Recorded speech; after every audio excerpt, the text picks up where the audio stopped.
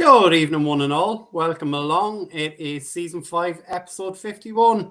It's a good evening from him. And a good evening from me. Yes, it's another Tuesday. Another project prospect. I love these shows. They're always fun. And I get to speak to you because, in the season, we're like ships passing in the night. So I never get to talk to you when the season's going on. We're all over the shop, all of us. Here's an interesting one as well. I noticed as we were doing it. This is as well, in fact, it's written down wrong on there. I'll change it now. But it's actually episode 350. So this is the 350th episode of UK Cowboys TV. Yes. We've reached 3.5 centuries. We are flying with these things. Who'd have thought it 5 years ago, Mike? I know, flying by. We set out with a little idea, and 5 years, 350 shows, a 24-hour podcast during a draft, multiple drafts that we've covered. I mean, we've done it all. That 24-hour show still, people, the boys will say stuff about it. Sorry, I'm trying to get my phone out of range. They will say, 24, but it was actually a lot of fun. I enjoyed it. It was a good laugh. I'm still laughing at how delirious you were in that last hour. I know, yeah. Well, I kicked the show off, so we started at 6 o'clock in the morning. Yeah. I had that break in the afternoon because I had to take care of the kids. And then it just all went off. 1 second, I've just got to shut the door. The wife has just texted me. No worries. You carry on a minute. Yeah, no, but look, just whilst Mike is doing that, look, as always, we love you guys interacting with us. We had a message in from Andrew before the show even started. What the F is going on with free agency? No number one running back. Center's a problem. Yippee, we signed a long snapper. Our great friend Joe from Italy. Well, Jerry Jones is all in. I mean, he's all in on screwing with his fans. I mean, look, Mike, I think you and I have both been very level-headed about this. Like, I've been keeping our Twitter account up to date. We wrote, myself and Jamie wrote a couple of articles over the weekend, and we flagged this to people. We said, do not expect the Cowboys to be involved in the first week. And if you think they're going to be involved, you're only fooling yourself. Jerry is in the business of lying. I wouldn't say he's in the business of lying. He's in the business of keeping the Cowboys in the news, keeping them relevant is what he's in the business of. And that's just the way he goes. I know. I tried to think what comments coming in. I'm just laughing. So Joe has just said, Jerry has just rang him and said he's traded me to that team up in Pennsylvania. And it's great to see Graham has logged in as has not logged in as Lebarski tonight, and he's saying no panic here.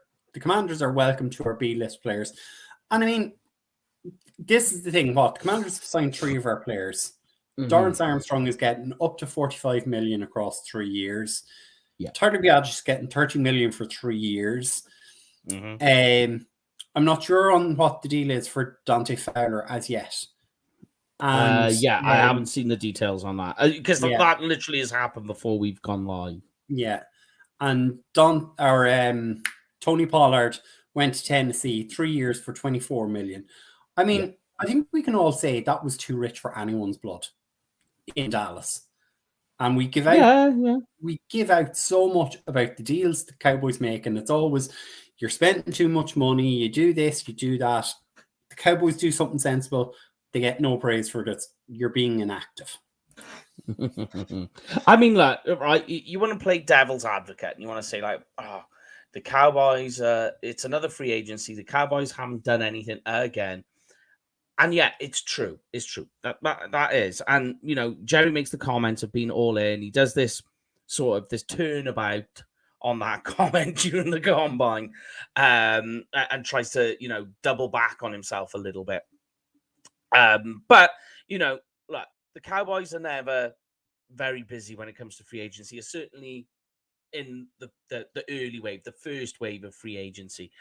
And as much as we want to complain, like there's two angles to look at it. And I'm just trying to play devil's advocate and find a positive spin on this, because at the moment, Cowboys fans, they are frustrated, they're impatient, there's still that bad taste in your mouth from the San Francisco game. The Green Bay game, wrong season. The Green Bay game in the wild card. So that is still in everybody's mouth, that taste still. So you kind of just like go, come on, do something. It's like as if you're poking them. They're not going to. And then you say, well, this isn't good. And you say, okay, yeah, fair enough. But the two angles to look at it, as you say, I'm trying to find optimism here. Is one, by not doing it, so they've lost three major players. So there's 2025 compensatory picks coming your way already, which is Dallas loves to play that game.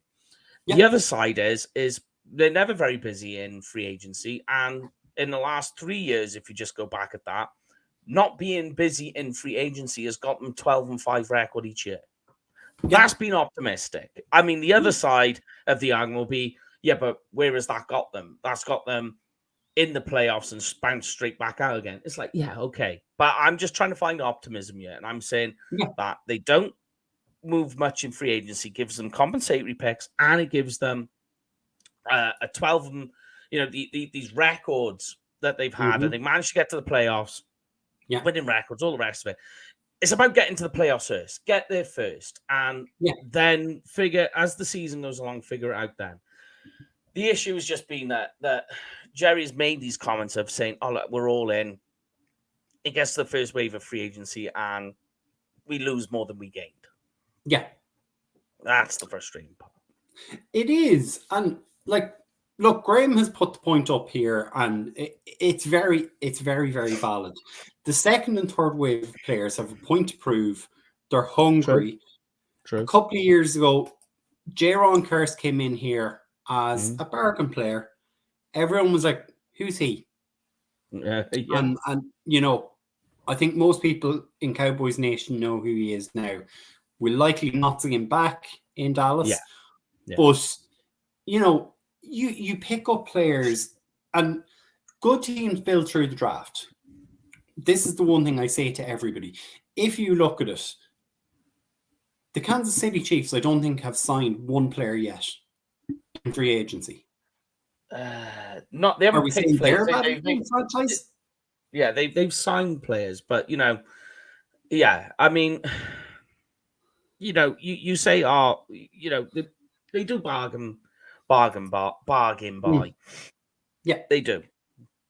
I think what the issue is people just want more. They want to see more and be going on this dry spell without getting to a Super Bowl or even an NFC championship.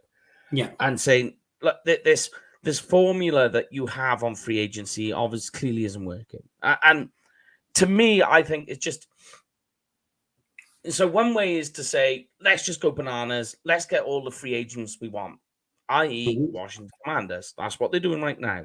Giants kind of doing the same thing. And the Giants have done this before, where they went out and made record amount or spent record amounts in free agency, and it never worked out.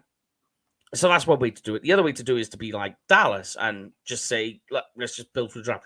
To me, the best way to do it is to just have a balance. You don't have to go bananas in free agency.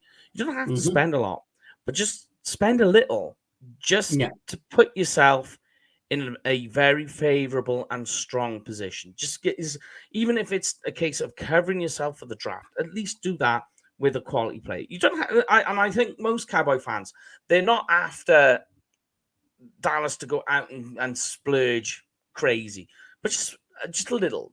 Let's see this push towards some marquee player, a premium, not premium, that was a bad word to use, but a quality free agent one that's there now, available free agent player Yeah. to put onto the roster, that then will just inspire a bit of confidence in the fans and get behind the front office just a smidge. But that's all you need.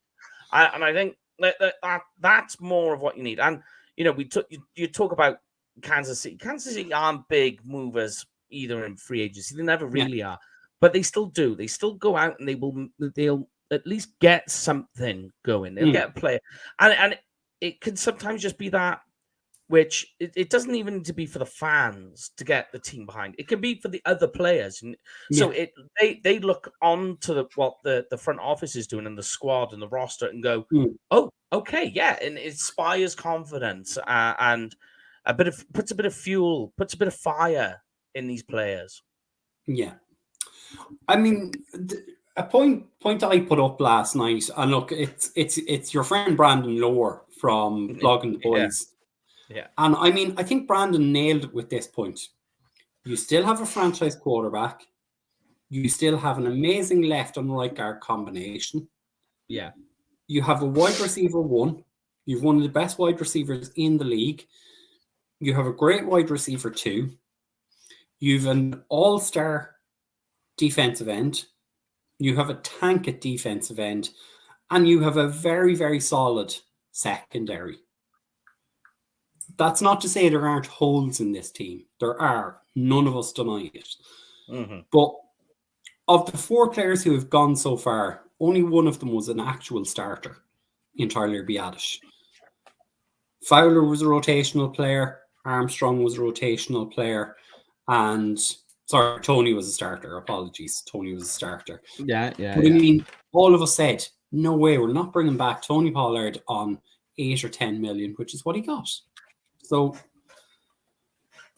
I think, ironically, of all the players that have gone, the one I think will be missed the most is Dorrance Armstrong. Yeah, that's a fair call. I know that sounds weird to say because,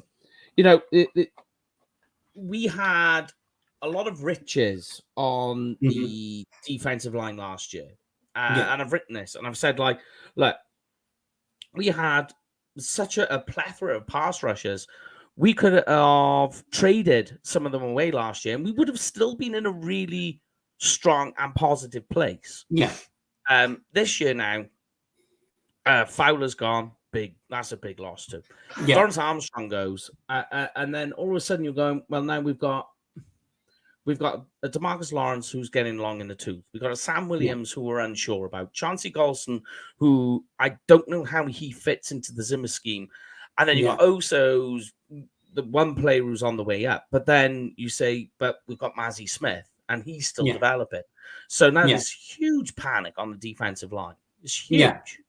It's crazy. And Dorrance Armstrong was one of these sneaky players. He was always that player that would go to Oxnard, flash, and you'd be like, oh, here we go. Yes, Dorrance Armstrong. And it would get to the season and he would just fade into obscurity. He'd just disappear into silence. And then all of a sudden then, they gave him his chance and he proved his worth. Not just as a pass rusher, but on special teams as well. Yeah. He was huge in both aspects. And then he was this brilliant designated pass rusher you could bring on, especially on that Dan Quinn system that rotates the defensive line so heavily. But now he's gone with Fowler, and now you're going, okay, so now that means it's Sam Williams for definite, and you kind of go, okay, let's hope he's developed into what we was seeing when he was at Ole Miss, and at the pro days as well, when we've seen those videos. You're hoping that's what you're going to get. And then you've got Valami or Junior for Hoka, whichever way you go. Who's a question mark, and Tyrus Wheat. And that's it. I know we got Micah Parsons. Micah Parsons is in there. So really, as long as Micah Parsons is still there, it kind of like he's that load-bearing member that is that's just holding what is left behind all on top, basically. Yeah. And look, let's not be afraid to remember a couple of years ago, the Dallas Cowboys brought in Robert Quinn a couple of weeks into free agency. Yeah. He had a great season. What, he had a 10 or 12 sack season? He was definitely double digits, and it Yeah. basically it relaunched his career. Yeah. The following year, they brought Alden Smith out of retirement, and Yeah. he had 8 or 10 sacks. Mm. So as our own Graham is saying here, and Graham is on fire tonight in terms of what he's putting in. The Pats were never big buyers in free agency. They built through the draft. And we do have, and look, a lot of people are going to get triggered by this comment. DeMarvion Overshown comes in next season. He's a new player. You mentioned Junior Fahoko is a new player. Yes, they didn't get much chance to show last year, but you do have players who can fill in for what's there as well. Yeah, I get it. Overshown is coming back. That's great. Yeah, it is, of course. You can't forget Overshown. The issue with Overshown is double fold. It is that he's still, and I've got to speak out both sides of my mouth when I talk about Overshown, because the way the modern NFL game is going, you need faster linebackers that can clog and cover. They need to be able to dual role. That's just the way the NFL's going. 3-4, 4-3 defense, maybe not so much anymore. It seems to be that most hybrids defenses run with 2 or even just 1 linebacker. The issue with Overshown is he's built much the same way as Damone. As these speedier off-ball linebackers that can cover, which is fine. Yeah, that's great. But you've got 2 of the same guy. And, we seen last year what it looks like on the defense when you have 2 of the same guy, because we had it with Damone Clark and Marquise Bell, who are fairly similar in stature and size and the way that they play. And the issue was stopping the run. So if you're going to have Overshown back, does that really help you stop the run? The other issue is what type of Overshown are you getting post ACL? We don't know. That's fair.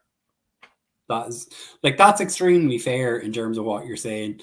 And I suppose, again, we don't know what we're going to get with Junior Fahoko because he had an injury disrupted season. Yeah.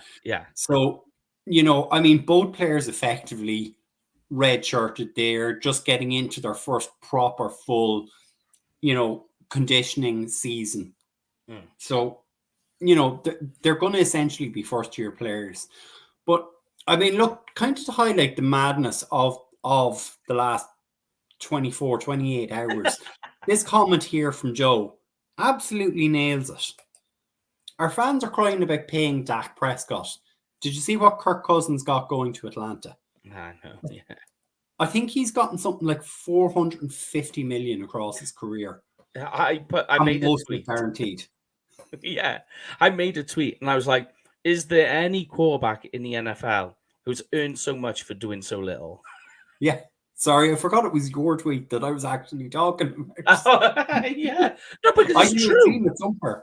Yeah. When you stop and you look for it and you go, people talk about Dak's record. Go pull up Kirk Cousins. Like the last time that guy won a playoff game was when COVID was happening. Yeah. And it wasn't so good back then. Graham, as we say, is on fire. Brian Hoyer. There you go. Look, yeah.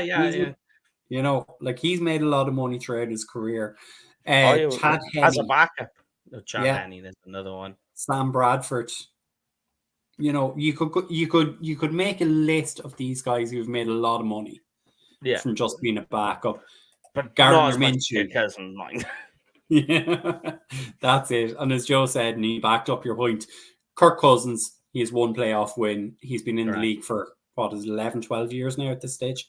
And stop and think as well about the type of teams, the type of players Cousins has had.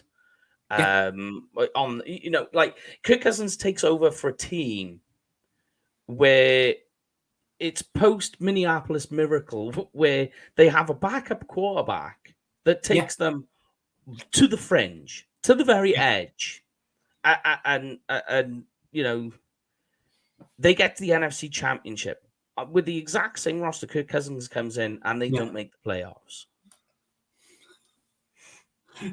Oh, Graham, you are dishing out the fire tonight.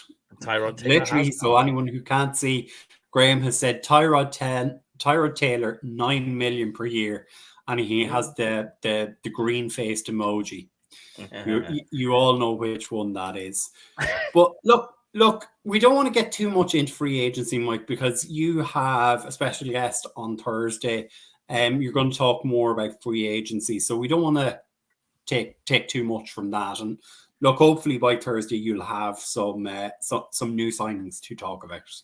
Exactly. Yeah. I mean, hopefully, we'll give it away. We're hoping to have Nick Harris with us, depending on how things go, and all the rest of it. I've been speaking to all the guys over there, and Brian Broadus, all the rest of them. So we'll try to. But with these things, especially if Dallas makes some sort of big major signing, or say like the Dak contract comes through, or a contract comes through.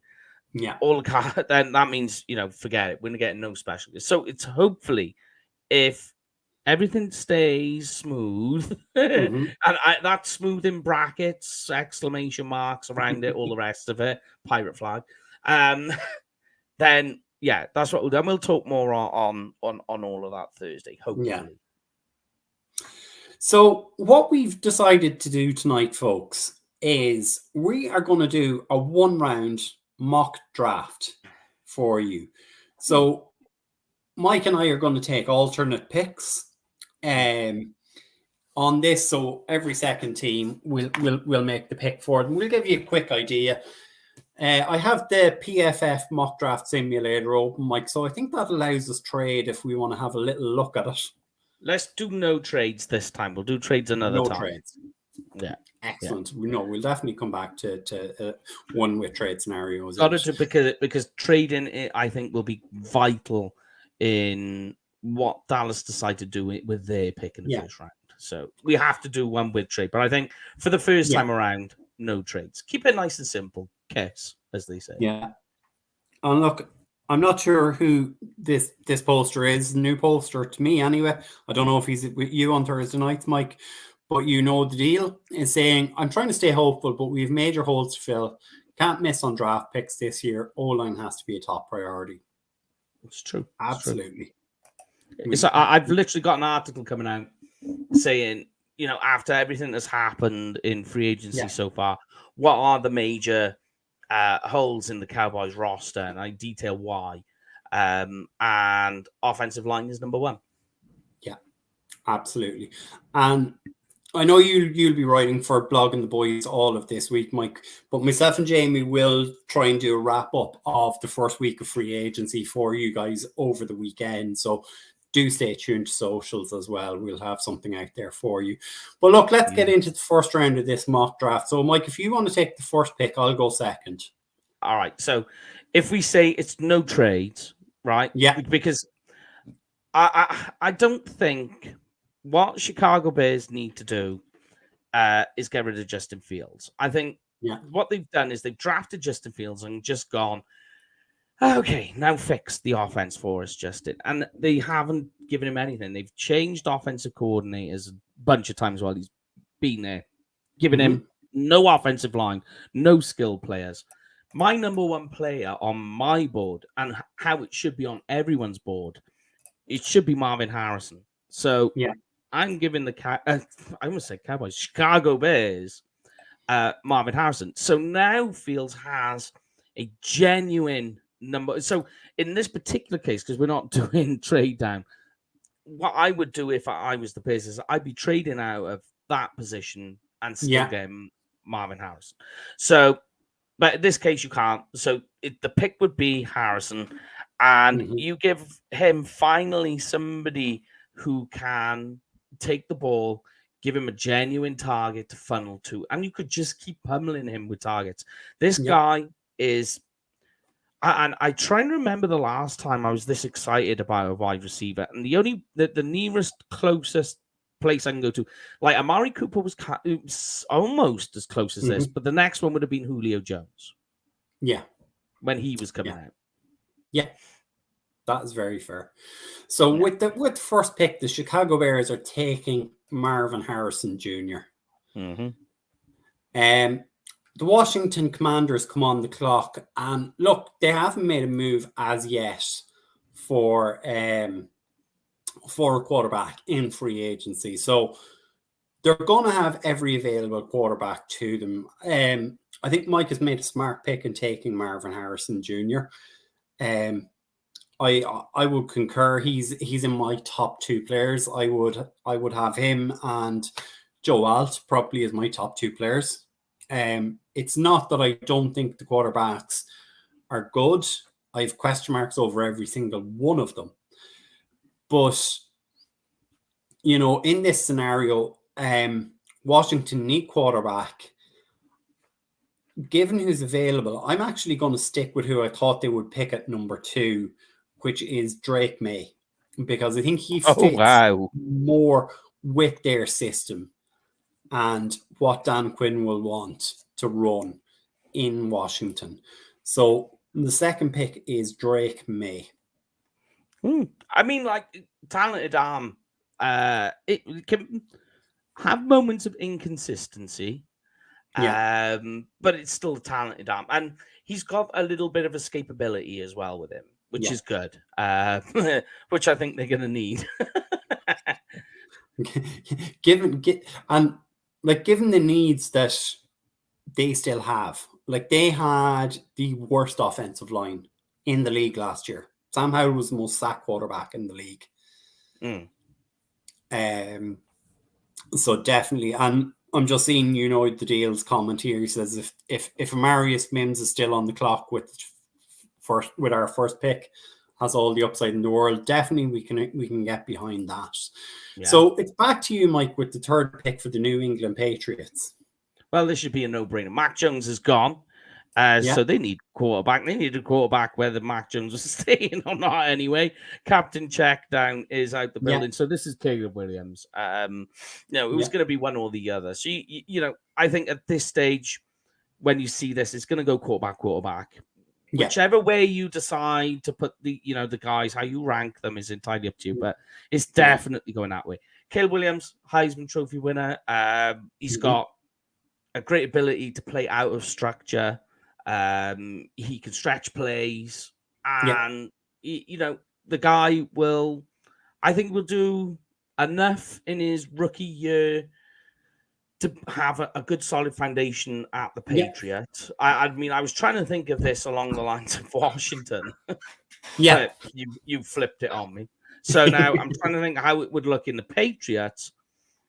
And I think there's enough there for them to work around, and then they can build on other parts of like the running game, tight end, passing game. I mean, there's a lot you can do with that after this season. So, you know, it's not going to be pretty. He's going to do enough this year. I think if he was at the Patriots, he would do enough this year. And then you've got a foundation to build off and springboard from beyond then. Yeah. Would be my case there. For sure. So next on the clock, we've the Arizona Cardinals, who have needs at wide receiver, offensive and defensive line, linebacker, cornerback. And look, I've already kind of alluded to it in terms of who I think is the second best player in this draft. And I'm going to go right ahead and give them Joe Alt. It just adds some protection. Like, obviously, they're going to stick with Kyler Murray at quarterback. I'm still not sure if Kyler Murray is that guy yet. I've always had questions about him, even dating back to when he won his Heisman Trophy. It's just the size thing, and you know he's been caught for that. He's been injured a couple of times, and you're just going to have to give him someone who is going to protect that blind side and stop him from landing on his ass. No, I'll give you that. I mean, I do like Joe Alt. There's a lot to like. He's the most balanced, ready to go offensive tackle in this year's draft. You know, there's guys who I would say are better at pass protecting than Joe Alt. There are a couple of guys who are equal in terms of run blocking to Joe Alt, but none of them are as close in terms of balance, if you know what I mean, and as well as discipline. So if you want to include the third part, so you got pass protecting, and this is how I write my little things when it comes to offensive linemen. It's run protecting, pass protection, discipline. And it just is the quick snapshot, for scores. And Joel, in all three categories, as the most balanced offensive lineman in this year's draft, has the most in those three categories collectively. He's a fantastic player, and as you see, you've seen him up front, so you've got even more experience on that one than me. Yeah, and if there's an early run on quarterbacks. There's an early run on wide receivers, which we've seen in some mock drafts happening. Yeah. Joe Alt will start sliding. And there is a case that if a team has a really solid left tackle in place already, I think Joe Alt has the flexibility to move into guard and play guard at a pretty high level. Just easier to... Okay. All right. Yeah, I'm not going to get into that argument with you, but okay. Yeah, it might be just the size is too much because he can get forklifted. That was the thing. Yeah, that's what I was thinking. Yeah, so you wouldn't know what way teams might look at it. But if we flip it back over, so it's back to you, Mike, and you are with the LA Chargers at number 5. No brainer. One of my favorite players, and he's in my top 4 players. So it's Harrison, Caleb, May. Then it's Brock Bowers. So yes, Chargers take Brock Bowers with this pick. And I'm thinking scheme, new coach, how I'm thinking Michigan Wolverines, how they style their play. Now you get to have maybe the best tight end in not just this draft. I done a side by side with the statistics on him and I've forgotten the guy's name. Help me out. Kyle Pitts. Thank you very much. Just escaped my name. I knew you'd remember. So yeah. I did a side by side, and Bowers is just light years ahead. If you were excited about Pitts, you've got to be more excited about Bowers. And with Bowers as well, he also has the block. They're not perfect by any means, but they're still adequate in terms of blocking skill, and it's far better than Pitts. And so you put him with what they've got a quarterback. The other skill position plays. Now you put Bowers in there, along with how the scheme is going to change. I think that's just a lovely fit. It's going to be awesome to watch. And as Cowboys fans, I know we've got Jake Ferguson, and Ferguson is fantastic. Yeah, I just think, imagine if Bowers was here, how much that would change. 12-man personnel would be insane. Graham is asking here, is he Pitts 2.0? No player is destined for absolute success, are they? Yeah. But I love Bowers. Bowers is a far better prospect coming out of college than what Pitts was coming out of Florida. And I'm not saying that, in the SEC sense, trying to be the enemy there, because he was fantastic. That final year he had with the Gators was insane. Yeah. But Bowers has done it on a more consistent basis, and he's shown you he has the blocking skills to go with it. So, Bowers has done it for 3 years, arguably. Yeah.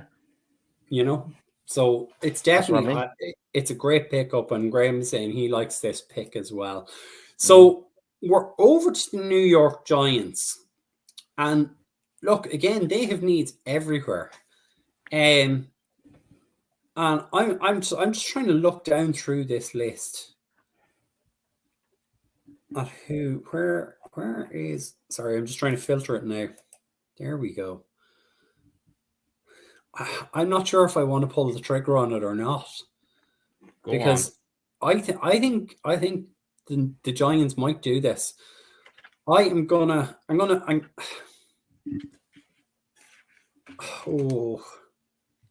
I'm going to give them JJ McCarthy. I think JJ McCarthy is going to move early.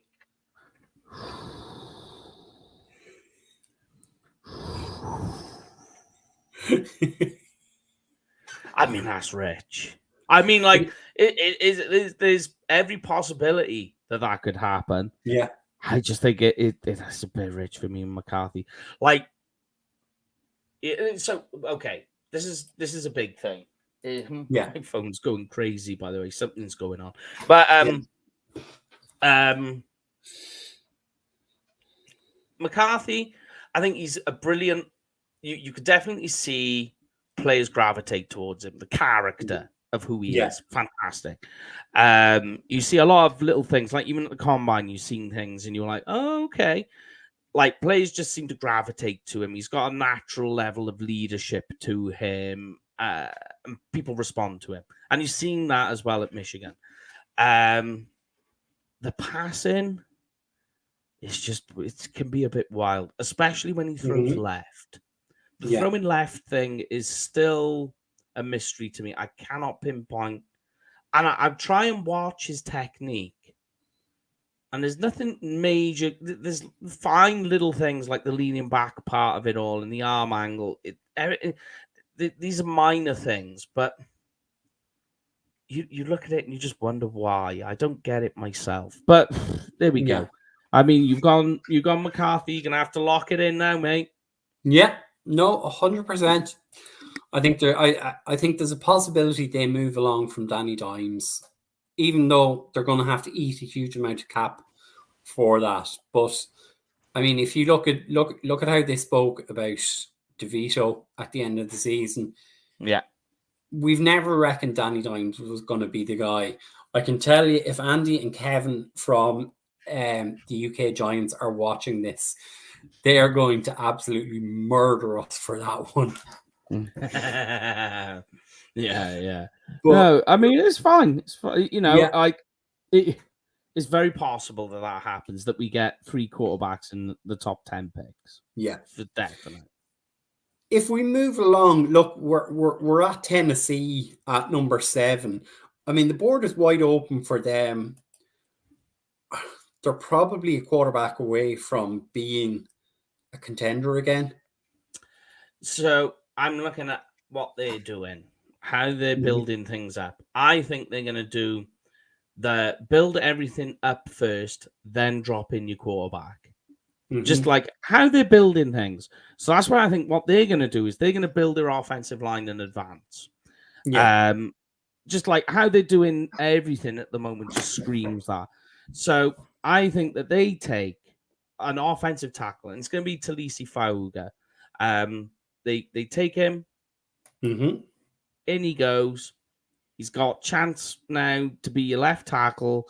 He's got a year to learn, to grow, all the rest of it. Next season, get your quarterback. You've done other things hopefully with your offensive line and your offense that you can drop in that, and away you go. You're rolling. Yeah, absolutely. I think that's a really smart pick to make at this point, because I mean they have been adding bits and pieces. They've taken 2 shots at quarterback in terms of Malik Willis and Will Levis. I don't think either are the long-term guy there, but I think you're right.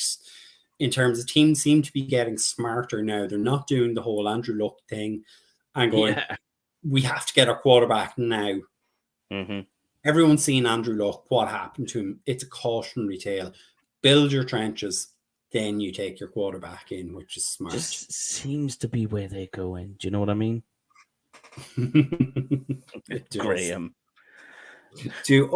Graham, do owners allow passing on quarterbacks? Tickets to sell.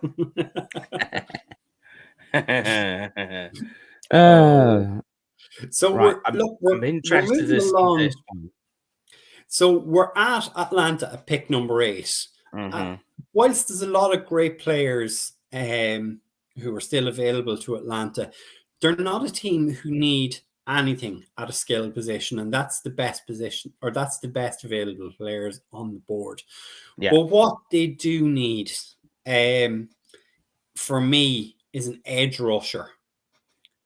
A guy to really, really scream off the edge. I think, have we gone all offense so far? We have.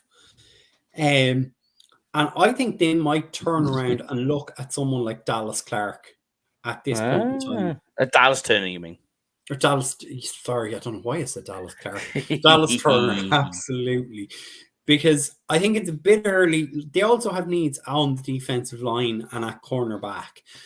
But I think it's a bit early for both of those to be going at this point. I don't think you've a top 10 talent there. Dallas Turner, for me, is a potential top 10 talent. And I think they take him now. He's the most versatile, for sure, in what you're going to do. Because the next guy I'm taking, ironically, is a pass rush. Is Jared Verse. Because that's for the Bears that pick at 9. So it would be pass rush, yeah. But I think... for what your scheme is looking for is a guy who can float around, be almost like a little bit of a Micah Parsons, which is practically really what Dallas Turner is, in that sense. Where Jared Verse is going to be more of a guy who... Graham. Jared Verse is more of a guy who's going to play in more of that single position. He's going to play with his hand down. You want him just in one place and just scream off and go. And that's my pick at 9. So we've gone both ways there. But what's your number 10 pick then? Here's a sneaky one. So look, the Jets are back on the clock, and you could look.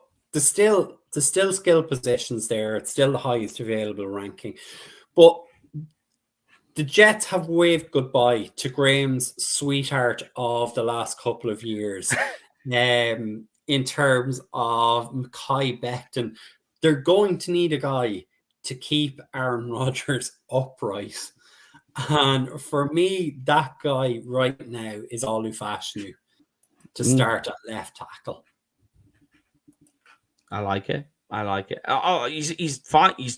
I was speaking to who's speaking to? Professor O, Mark, and we was just going over. We went over linebackers. We went over offensive tackles, and Ollie's that guy who can fit in the second, the third, the fourth, or the fifth in your rankings. But it depends on what you're looking for in terms of offensive linemen.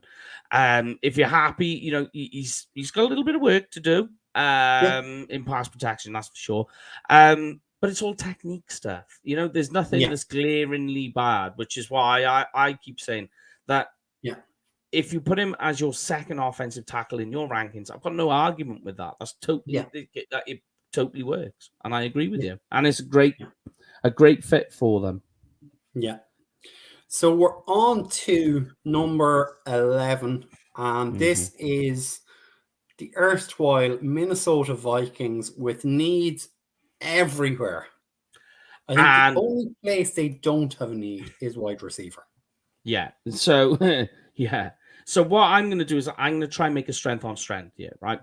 Yeah. Justin Jefferson, so Kirk Cousins is gone. He's on the move, so quarterback is a big need. Yeah. He took the guy who I don't know if I would have taken. So it worked out in my favor because this is going to be the Jaden Daniels pick at this stage. Yeah. You could argue it's a little bit early, but he's not going to last for the Vikings next pick in the second round. So you're going to have to take it here. Get your guy, grab it, take it early. And Daniels, he's got a lot going for him. The big questions are, were the wide receivers making him, or was he making the wide receivers? But luckily for me, I don't have to make that decision on that one.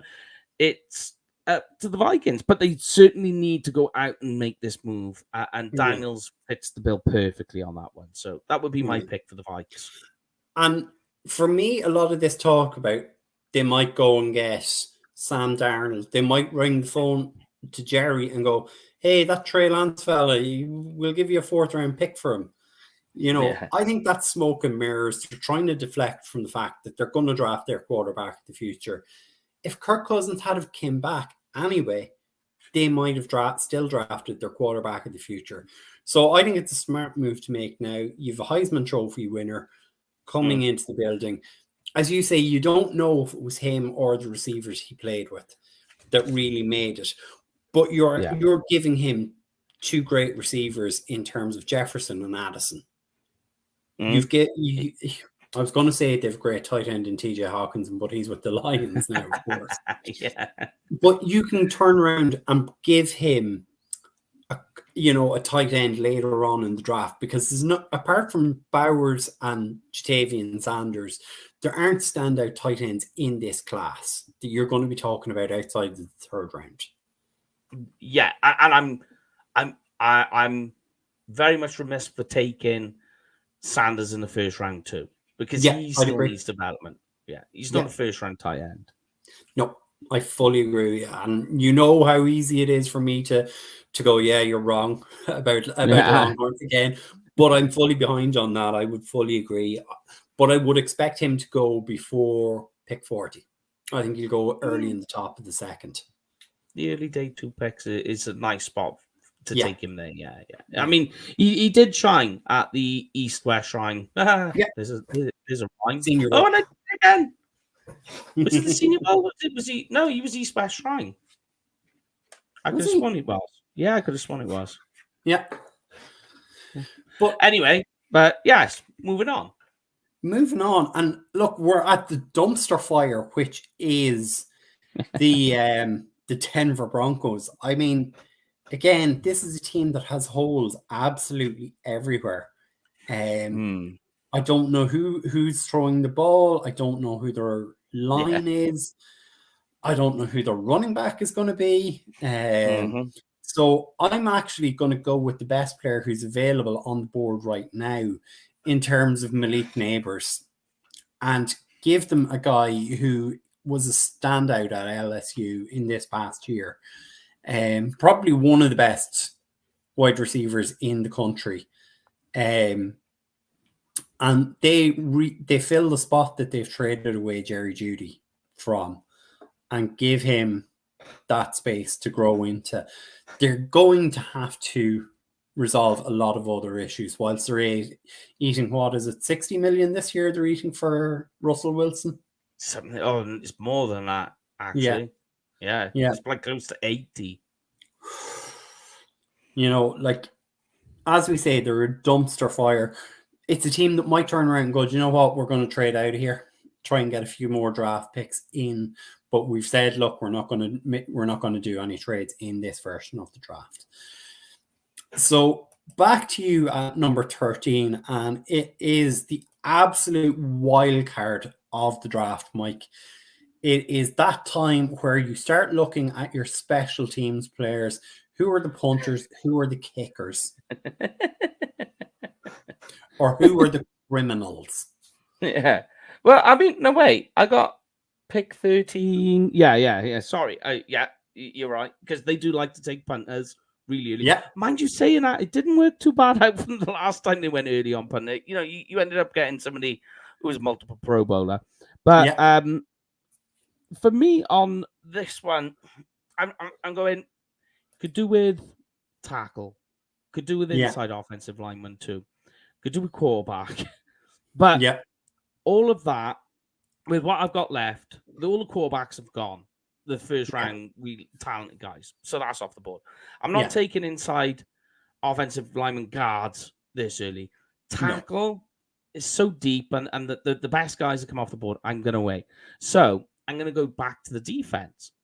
Yeah. Now, this guy flew up boards during the draft process.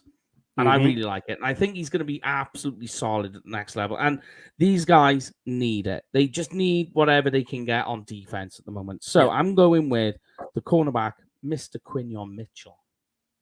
Quinyon Mitchell. Ooh. I for a second, I was going, I wonder, is he gonna? I'll come back to it and I'll make the pick and get it in. I thought for a second, the way you were talking, that you were going to go with Byron Murphy the second. No. He's on my list. He's on my list for guys to come off. Don't you worry. Yeah.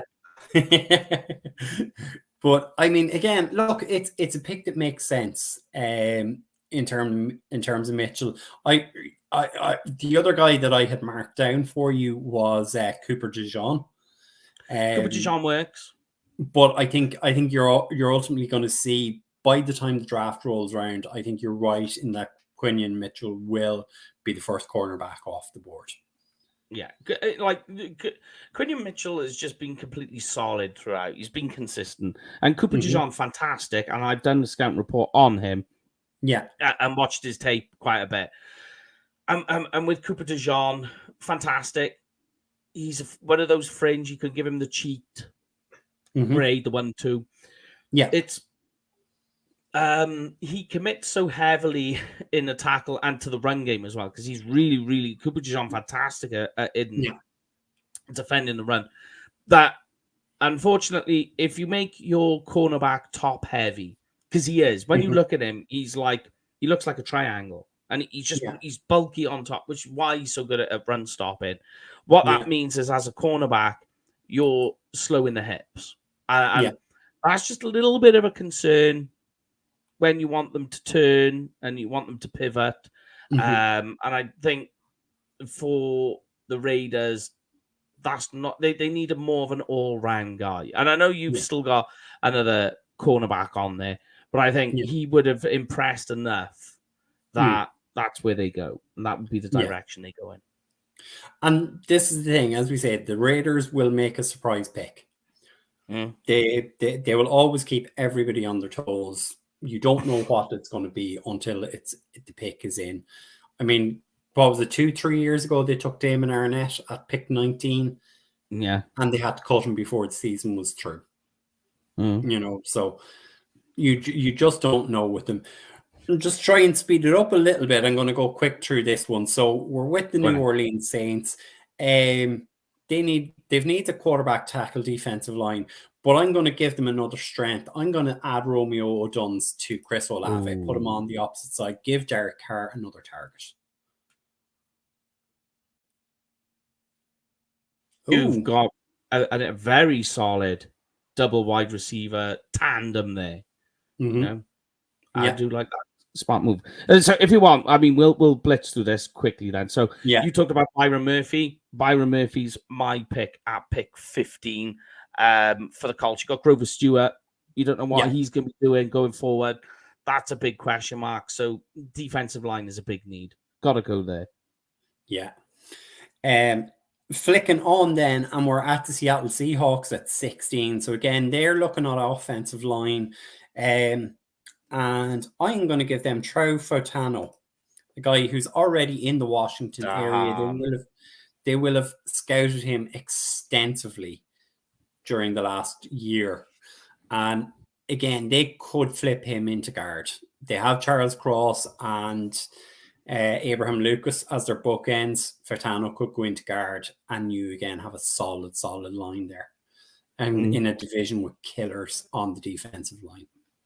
No, that's I like that move very much. And then if you want, I'm gonna speed it up a little bit again, and I'll say pick 17 is going to be Lateo Latu, the very solid.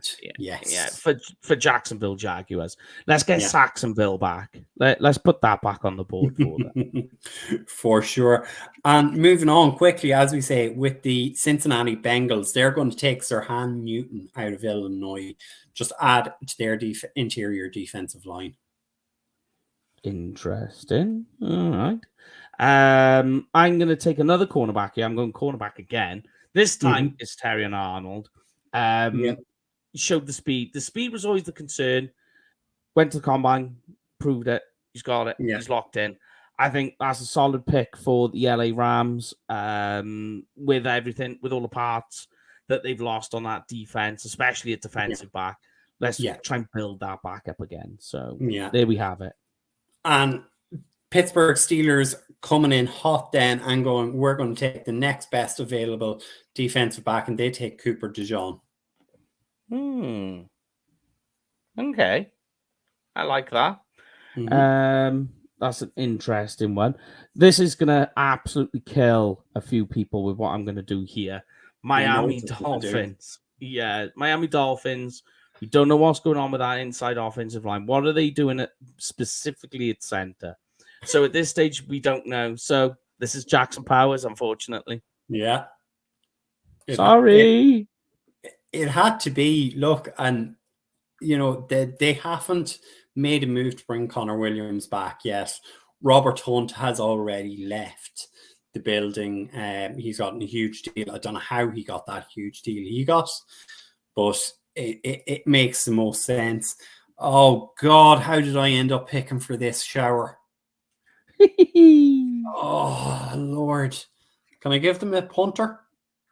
Well, that would be really cruel, wouldn't it? It would be cruel, but look, I'm not going to be that horrible.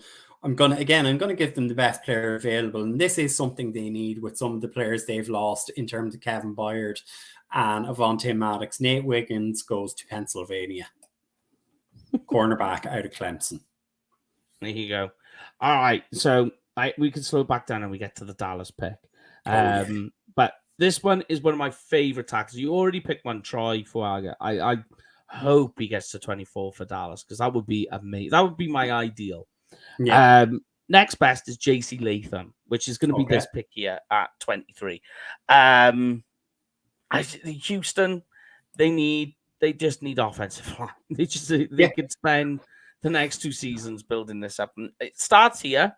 It's the same on the other side. Defensive line, they need plenty of help there too. Yeah, JC Latham, big guy, bulky. Just a power in, we spoke about it on the offensive tackle show.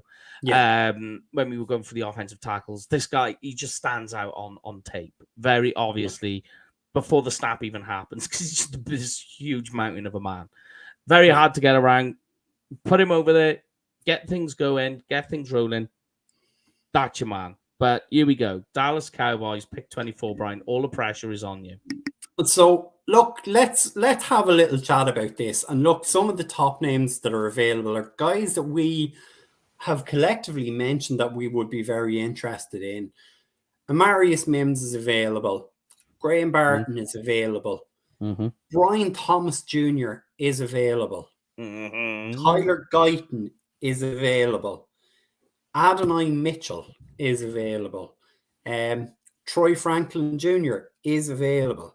I mean, we could go on and on and on. That's the top 10 available players right there. So if people want to get their opinions in on who you would like to take. Now we're about to either get a lot of followers or lose a lot of followers on this one. Well, I'm looking and seeing that we have 64 people watching right now, which is correct. That's a pretty big number for us at this time of the show. So we're hoping there will be people who will be throwing in their comments. I will say this.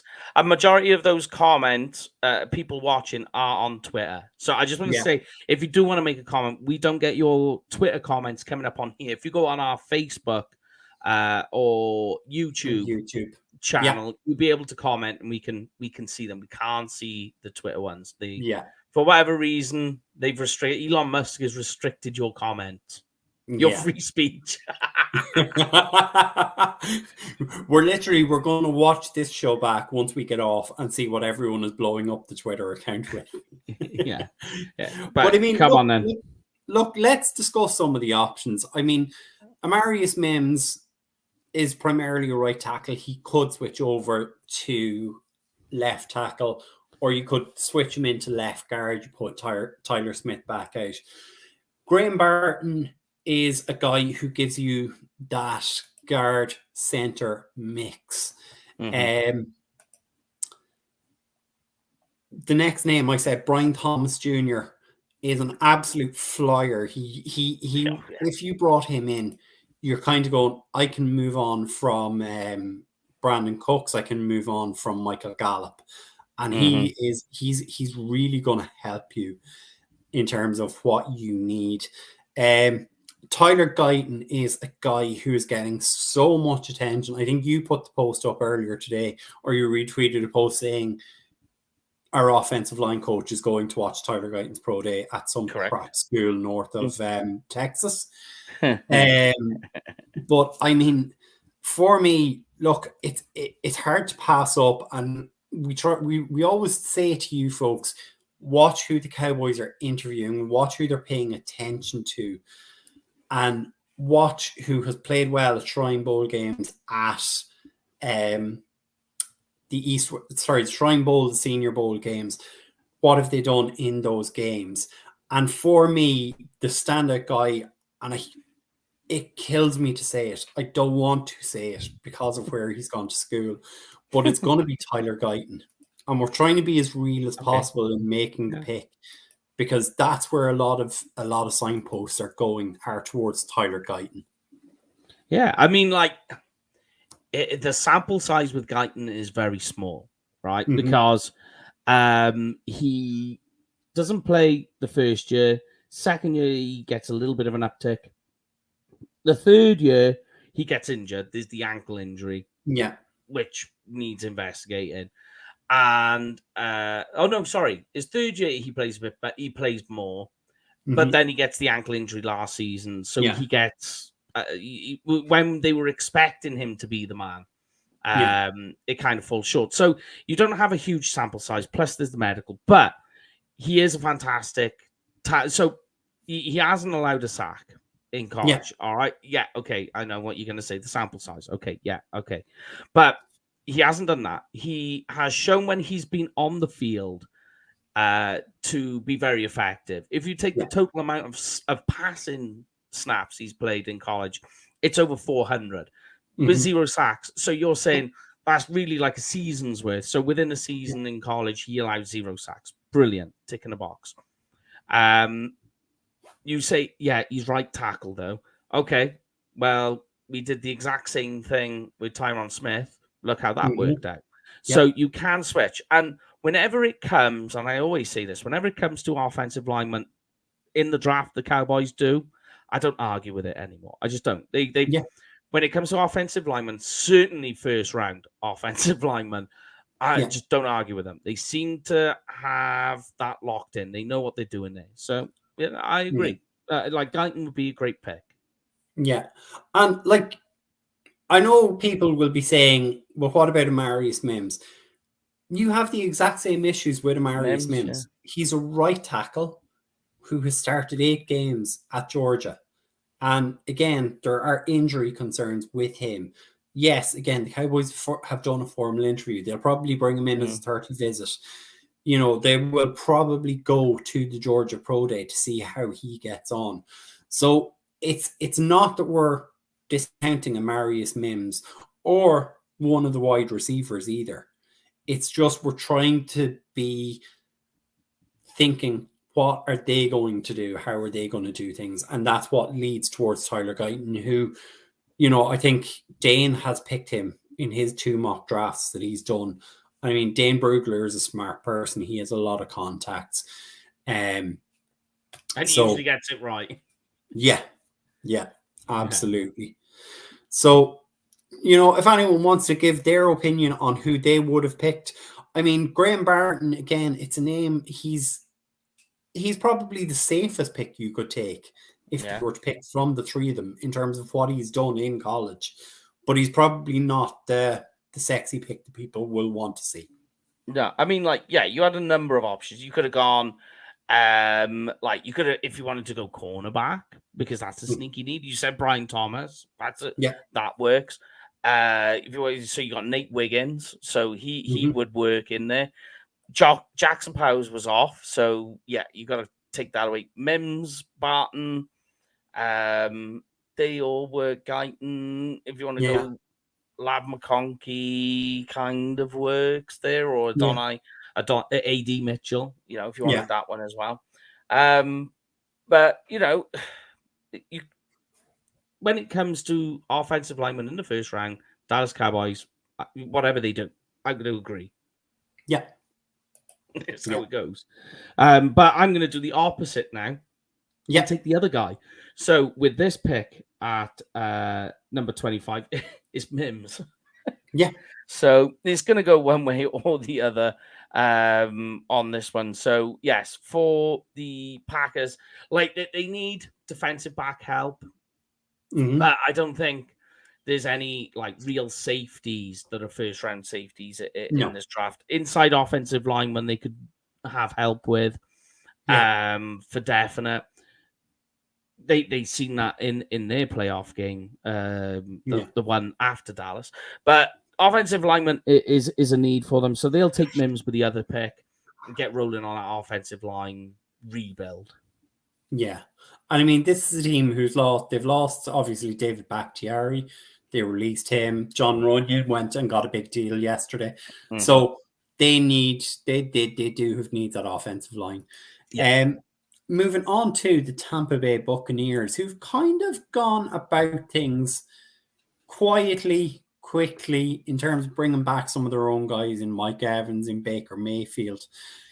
Again, they're a team who do need offensive line help. Not as screamingly obvious, but they're going to take Graham Barton and put him at one of their guard or center spots because they need help in the interior. And Barton is a guy who can definitely help them. Yeah, versatility with Barton is so crazy. You can put him tackle, guard, center. It's insane. And he's not one of these players either who's a jack of all trades, a master of none. He's not really. He's not that type of guy. Like where you decide to place him, he's going to work.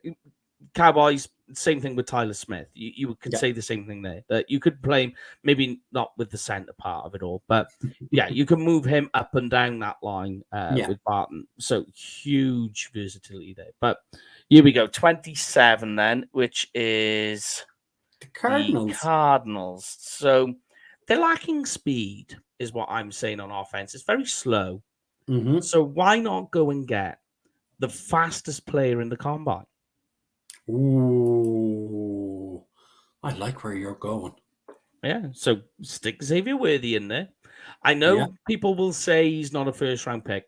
Cardinals, they're going to need some speed. It's slow, it's clunky on offense. Let's get some speed on there. Let's get the deep pass going. Put Xavier Worthy in. You immediately create a huge threat on that offense, which will open everything else up on the passing game. And that would be the pick, I think, that will do the most damage, especially when you think of the type of defenses that they're going to be facing in the NFC West. Yeah. So let's go there. He'll be the odd man out over there. That's my pick. And I mean, we've already added Joe Alt into their roster, so it's giving them an extra target now that you can keep that quarterback upright. You hope. Yeah. You've got the Thunder to help him, and now you just put on the Lightning. Yeah. So at 28, you have the Buffalo Bills, and they have kind of wiped out a lot of their second level defense at linebacker, at cornerback, at safety. They've been big victims of the cap. They had to cut so many players just to get under this year. So they're going to need to build big back through the draft. And for me, a guy, again, it's not a sexy name, and it's a guy who's going under the radar right now to fill in at one of their cornerback spots. It's Mike Sandstrel, the cornerback out of Michigan. Okay. That was a bit of a shocker. Yeah. Yeah. I didn't see a safety that was worth taking for them. Yeah, but I mean, like, safety would not be the place I would want to go in the first round for definite. That is for definite. You could, you got wide receiver there if you really wanted to. Yeah. Because there's still choices at wide receiver. Yeah. But yeah, I mean, because here's the irony: is it's the similar situation with the next pick with the Detroit Lions at 29. Yeah. You could go cornerback or wide receiver, but I'm going to go with cornerback because the wide receiver depth is larger. So I'm sure the Lions will be able to pick up wide receivers beyond this pick. So let's go get our cornerback as well. I'm going to do the same thing, but it's going to be Kool-Aid. Go get Kool-Aid. Yeah. Put him up in that on one side, fire and forget. You've got it locked down. He's not the perfect guy. He's not the perfect cornerback. He's definitely a first-round cornerback. People will say he's fringe. I don't think so. He's good. Stick him in there. Let's get things going. He's going to be the savior on defense. Yeah. So we're moving along. We've 3 picks left to go, and as happens every single year in the draft, the Baltimore Ravens have their absolute pick of players because always with the Baltimore Ravens, they have players pushed down to them and they sit there licking their lips. And right now they are looking and going, how has this happened? How have Brian and Mike allowed this to happen?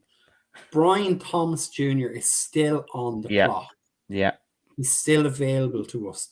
How did this happen? And they're going to do what they always do, be smart and select Brian Thomas Jr. It's a good pick.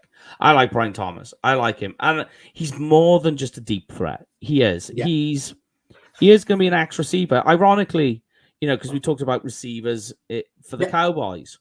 Receivers we did, in our receiver talk.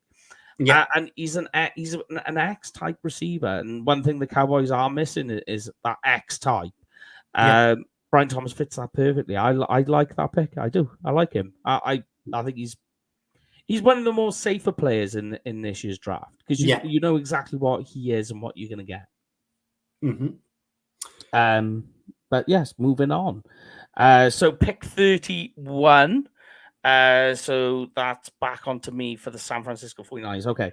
So we all know what the 49ers' best strength is. It's a defensive line. That's been diminished a little. I think players getting a little long in the tooth. Let's restock that. Make that a strength again. It's Chop Robinson. Let's get that dude in there. Yeah. Let's get him flying around in the backfield and helping out on the other side to Nick Bosa. Yeah. Try and make what is already strong for the 49ers and remake that a strength again. So that's my pick. And I mean that they're looking at losing players. I mean, Chase Young, they can't get him back. Randy Gregory, they're probably not going to be able to get him back. No. I think they've allowed Arik Armstead to look at a trade. Yeah. So it's a great spot to go. And like as you say, you've picked Chop Robinson. He seems to be a guy that's kind of dropping a little bit. And it's nothing to do with what he's doing as a player. No. He has the ability. It's just players will climb the boards and someone has to get pushed down. Exactly. And if you get Chop Robinson at 31, you're getting a fucking fantastic player. Oh, yeah, he's solid. Yeah, I mean, like, Miz don't get much going for them at times, but he was solid. He was great. Yeah. Absolutely. So to wrap this up, and this is going to come as absolutely no surprise, I think this is the most well-flagged draft pick that everyone is seeing. It's A.D. Mitchell going to Kansas City and Patrick Mahomes getting a deep threat. Finally. Yeah. It's amazing. Like, here's the crazy bit when you think that they did so much on offense with so little. And then they land a guy like A.D. Mitchell. All of a sudden, you go, "Oh wow, yeah." So and as the Chiefs, I'm completely sitting there at 32. I'm not moving, and I'm just waiting to see what falls to me. And I'm just taking whatever is the best wide receiver at that point, because whatever is going to be perfect to lock in. Like, even if it's worthy, if it's, I mean, you could push and say, Leggett could go in there. We mentioned a couple of other wide receivers that are sort of those fringe guys as well. Doesn't matter. Whoever they take is going to help that offense. And when you think that they did so much and win the Super Bowl with so little, you add firepower to it. You go, whew, all right, here we go. It's on. Yeah. And I mean, A.D. Mitchell is a guy who has played under the bright lights. Like, he's won 2 national championships with Georgia. Yeah. He went to Texas, played in the college playoffs in the last season at Texas, and he had receiving touchdowns in all of those playoff games that he played in. So you're not going, this guy is a chance. This guy is, I don't want to say he's a sure thing, but he's pretty damn close. Yeah, definitely. A very solid player. I like Mitchell. And again, another X-type receiver that if the Cowboys took, I would be like, okay, if that's what we're doing, Like Yeah. it fits the plan, of things. It works, but for the Chiefs to take him there, yeah, that's like him, Worthy, Thomas, all of those guys. They all just whatever they land is just like, and then you just go, man, how do you stop these guys going on a Super Bowl run? Yeah. I mean, Wild. if they land, as you say, if they land Worthy, if they land Mitchell, Thomas, Leggett, if they land Lad McConkey, if he lands in their lap, yeah, I mean, God help the rest of the league. There is going to be trouble. Yeah, they immediately have got better, and that's what they were missing. They were missing that. They were missing the because Patrick Mahomes, as well as Kelsey, because they were able to mask so much of the deficiencies, and you did see it that the middle of the season, the start for the Chiefs was bad, and it just progressively got a little bit better as time went on. And then, it sort of all clicks together towards the end. And then you get Miko Hardman scoring, the winning touchdown and all of this. Yeah. You look at that and then you go, but imagine if they had a number one or not a number one, but a top flight wide receiver one. How much easier would life have been? And those games were fringe games for them. How much would they have been like, no, we'll win this. Now that's gonna happen, and you're just like, wow, okay, here we go. Great. So we've just made every team better across the league. I think we've made the Dallas Cowboys better, much and all as it kills me to say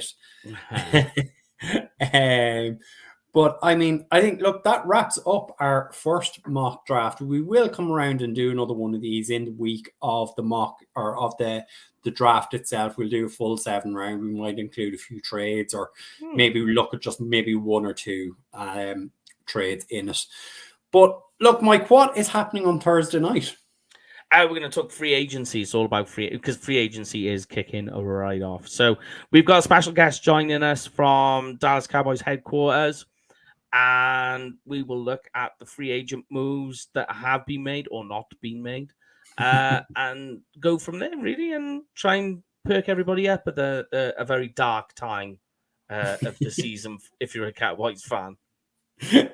Look, I think if there's one thing we can say in advance of Thursday, there will hopefully be some free agent signings, if not just re-signings of our own free agents. Yeah, and I mean, like, if Dak happens, then that will really kick off. I mean, we'll do a special show for that anyway, like we did last time. Dak has his own emergency podcast show when that kicks in. So, yeah. So there we have it. That is it. So before we get out of here, obviously, look, we better pay the bills. So I'll throw it over to you, Mike. Yeah, if you're going to a game this year, make sure you book it through Cowboys Experience. They have game day tickets, stadium tours. They do the Starting Frisco tour. They'll do you meet and greets with players and legends and members of staff, and they'll cater to all your needs. Make sure, though, if you're booking it, you tell them the UK Cowboys sent you, because you will get, Brian, what do you get? You will get free stuff. Some free stuff in your package, yes. So make sure you check them out. After you. Cowboys XP on social media, or go to cowboysexperience.com. Absolutely. And look, before we get out of here, the season starts now. Teams are getting better. The new league season has officially started. Football's back, baby. Well, let's get out of here. It's a good night from me.